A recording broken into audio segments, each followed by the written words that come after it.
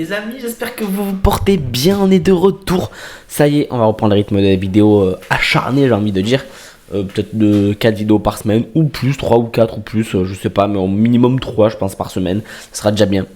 Bon, de retour, donc ça fait plaisir. On va faire une petite vidéo résumée de tout ce qui s'est passé, et après on fera d'autres vidéos, on parlera de Barça Atlético, du cas Dembélé, comparaison Rafinha, parce qu'il y a pas mal de choses à dire que je vois sur Twitter qui me rendent fou, et on va en parler en vidéo. Et vous me redonnez votre ressenti dans les commentaires. Bref, bon, faisons un petit résumé de tout ce qui s'est passé ces derniers temps, là, en Ligue des Champions, qualification du Real face à Chelsea, 2-0 match aller, 2-0 match retour. Bon, ils ont été supérieurs, même si au match retour, Chelsea ont eu quelques occasions.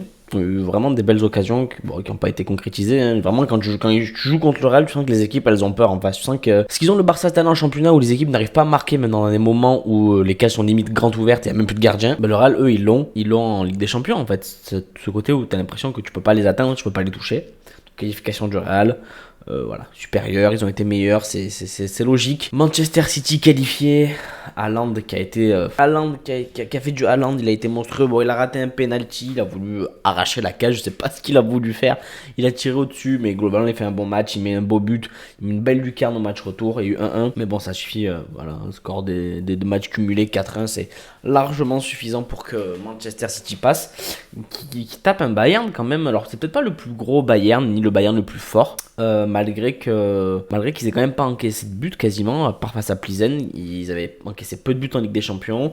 Offensivement, ça restait bon. Mais City, c'est des rouleaux compresseurs cette année. Et c'est vraiment la finale avant l'heure, City-Real. Je pense que c'est soit City, soit Real qui va la gagner. Mais oui, Haaland, il fait énormément de bien. Et Haaland, pour moi, cette saison, on peut le considérer comme un GOAT, réellement. Il y en a beaucoup qui trouvent... il y en a qui pensent qu'il est surcoté ou quoi. Désolé, mais première saison en PL, il a des stats monstrueuses. Pour moi, ça reste un GOAT, malgré que ça soit un neuf qui met peut-être pas mal de tapines. C'est son rôle, c'est son numéro 9, hein, c'est son rôle, c'est son but de mettre des tapines et tout ça. Donc pour moi, c'est un GOAT. Ce qu'il doit faire sur le terrain, il le fait bien, il marque dans les moments importants. Il a je sais pas combien de buts dans une première saison. Alors certes, il a une grosse équipe à côté de lui, mais ça marche avec tous les joueurs. Il y en a beaucoup qui disent ouais, mais il a une équipe à côté de lui et tout, c'est facile. Non, mais ça marche avec tous les joueurs. Lewandowski, quand il était au Bayern et qu'il plantait je sais pas combien de buts, il avait une grosse équipe autour de lui. Ronaldo au Real, il avait une grosse équipe autour de lui. Messi au Barça, il a une grosse équipe autour de lui aussi. Ça marche avec tous les joueurs. Des grands joueurs sont entourés de grands joueurs dans une grande équipe et ils se font remarquer en plus et différemment et en mieux comparé aux autres joueurs. Parce qu'ils apportent quelque chose de différent. Haaland, il apporte quelque chose que City n'avait pas ces derniers temps, un vrai numéro 9 qui plante énormément de buts.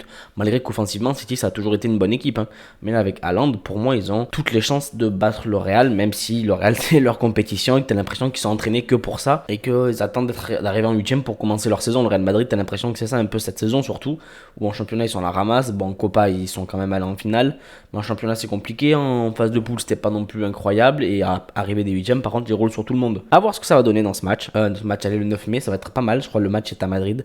Donc ça va être cool. Il y a eu quoi d'autre après. Il y a eu Naples qui sont fait éliminer. Alors c'est une petite surprise. Quand ils avaient perdu le match aller, je sentais que ça allait arriver. Une fois qu'ils avaient perdu le match aller, je pensais vraiment que Milan allait réussir à garder l'avance et il n'y allait pas avoir de retournement de situation. Faut pas oublier que Naples, ça revient de loin aussi depuis quelques années, c'était assez léger. Ils reprennent le championnat italien. Je sais pas s'ils sont toujours en Coupe d'Italie. Je sais pas du tout, mais bon, ils reviennent, ils prennent le championnat avec je sais pas combien de points d'avance, c'est quand même très beau ce qu'ils font. La Ligue des Champions, ça va arriver petit à petit, je pense, s'ils continuent à avoir une équipe compétitive. Mais Milan c'est solide en Ligue des Champions. Hein. Ils ont des très bons joueurs, ils ont un très bon gardien. Maignan, il est très très fort. Ils ont une équipe compétitive sur plusieurs points, donc pour moi, Milan, ils peuvent aller au bout. Ça va être le derby milanais. Ça va être un gros match aussi en demi-finale, mais pour moi, ça va être un Milan City ou Milan Real à la finale. Mais Milan, je les vois aller au bout en tout cas. Et bon, l'Inter qui se qualifie dans un match fou, il y a eu 3-3, je crois.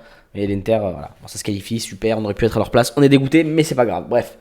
Voilà, non, petit résumé de tout ce qui s'est passé. Le Real qui a gagné le match de championnat, le Barça qui a gagné le match de championnat. En Europa, on va quand même parler un peu de ça parce que ça nous fait plaisir à nous, supporters barcelonais.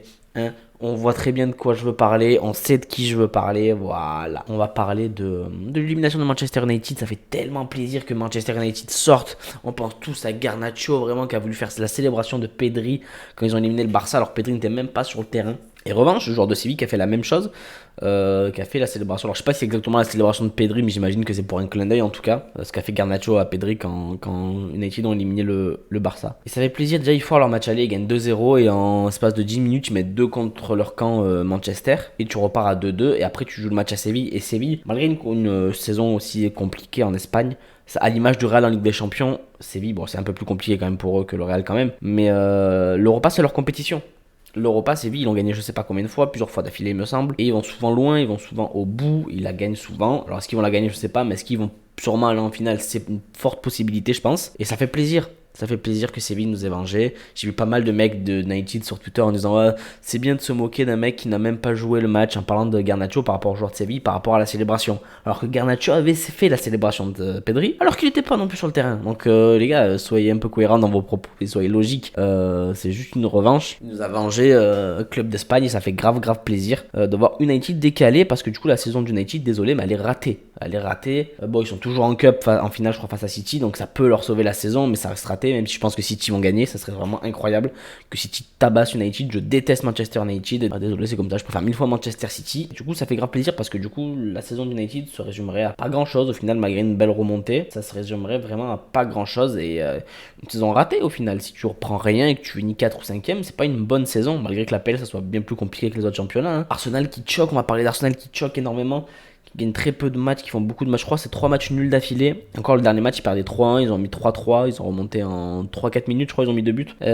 Si City gagne leurs 2 matchs qu'ils ont d'écart, ils ont 2 matchs de retard, dont City Arsenal qui arrive. Pour moi, City sera champion. Pour moi, City peut vraiment tout gagner et Haaland peut même prendre le ballon d'or. Ça serait pas volé, malgré que Messi gagne la CDM, ça serait vraiment pas volé. On en parlera dans une vidéo spéciale, je pense. Et City peut absolument tout gagner et faire une saison monstrueuse et ça serait mérité quand même s'il y en a beaucoup qui pensent que ce serait pas mérité au vu de la saison que fait Arsenal.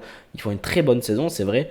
Je suis pas fan d'Arsenal, mais je les déteste pas non plus. Je préfère City, j'aime vraiment beaucoup cette équipe depuis toujours. Je suis pas fan de City comme je suis fan du Barça, du supporter du Barça, mais j'aime beaucoup ce club et j'aimerais bien les voir gagner, malgré qu'ils terminent la PL depuis je sais pas combien d'années. Donc non, ça serait cool. Puis faut quand même souligner ce que font Arsenal, c'est très beau, malgré que s'ils arrivent pas à finir premier mais terminent deuxième, ça reste très beau. Dans le sprint final, ça va être des très beaux matchs. Il leur reste des gros matchs, il leur reste Newcastle, City, Chelsea. Il y a City-Chelsea aussi qui doit jouer, je crois.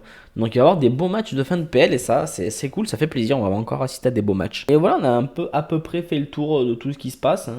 Voilà, on va faire d'autres vidéos concentrées sur un seul sujet. Mais là, c'était une petite résumé de la semaine où j'étais pas là. Les frérots, j'espère que cette petite vidéo vous aura plu. N'hésitez pas à me dire dans les commentaires ce que vous en pensez, à liker, me dire ce que vous pensez du football en ce moment. Dites-moi ce que vous voulez dans les commentaires. Partagez, c'est important pour la visibilité. Les refs, ça fait grave plaisir. Moi, je vous dis à très vite pour une prochaine vidéo. Ciao les frérots, bisous.